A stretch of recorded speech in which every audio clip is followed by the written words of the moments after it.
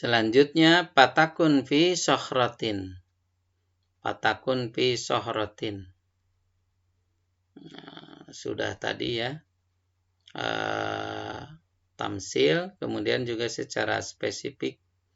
Patakun fi sohrotin.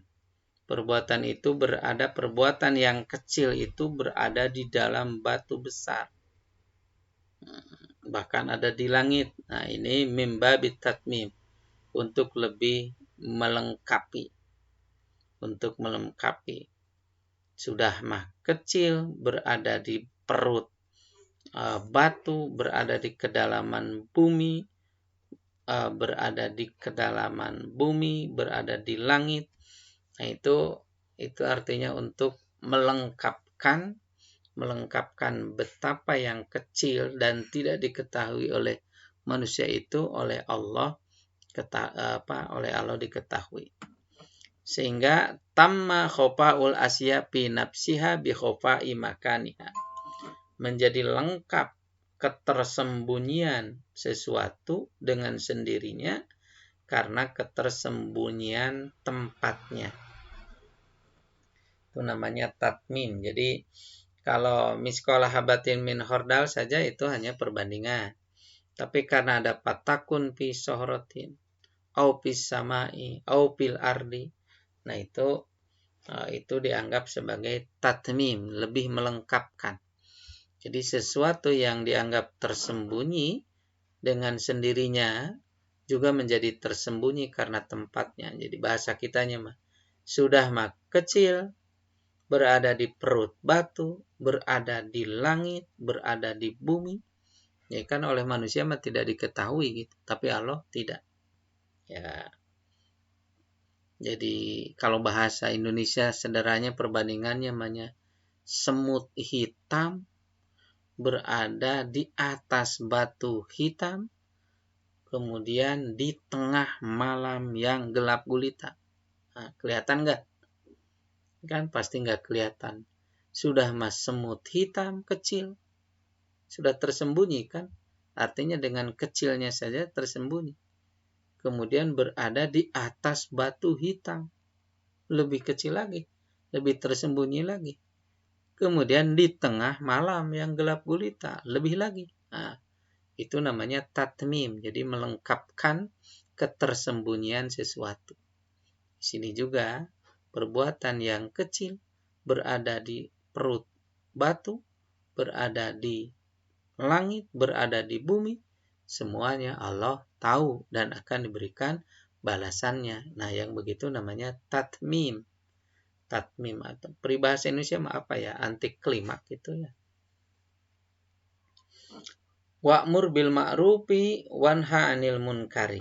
Perintahkan kebaikan, larang kemunkaran. Nah, ini berupa kalimat. Jadi ada dua kalimat. Satu kalimat yang mengandung arti perintah. Perintahkan kebaikan. Bil amarnya wa'mur bil ma'ruf. Wanha. Bil amarnya inha 'anil munkar. Nah, itu namanya muqabalah bainal lafdaini. Itu namanya badi muqabalah. Dalam balaghah juga nih bagian badinya muqabalah.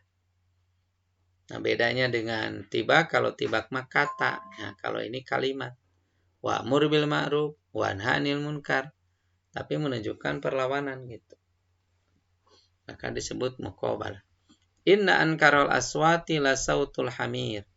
Suara yang paling jelek, suara yang paling tidak disenangi itu adalah suara keledai. Nah, ini isti'arah tamsiliyah. Dalam balaghah isti'arah tamsiliyah. Jadi makna konotatif yang mengandung arti perbandingan. Jadi bukan makna sebenarnya, tapi makna ilustratif, makna konotatif mengandung arti perbandingan. Sibhur rafi'ina aswatahum, menyerupakan orang-orang yang suka meninggikan suaranya, birob'il hamiri, ya birob'il hamiri aswataha kayaknya ya, aswataha. Jadi dengan keledai yang suka meninggikan suaranya, nah gitu. Jadi orang yang suka berbicara dengan suara tinggi sama saja dengan keledai yang bersuara tinggi. Nah, jadi ini ada mengandung makna perbandingan, itu yang begitu isti'aroh ya. Membandingkan orang yang bersuara tinggi, bari nggak enak gitu, dengan suara keledai. Walam yudkar adatu tasbih, tidak disebutkan alat tasbihnya. Sepertinya, jadi k-nya saja. Hanya suara yang paling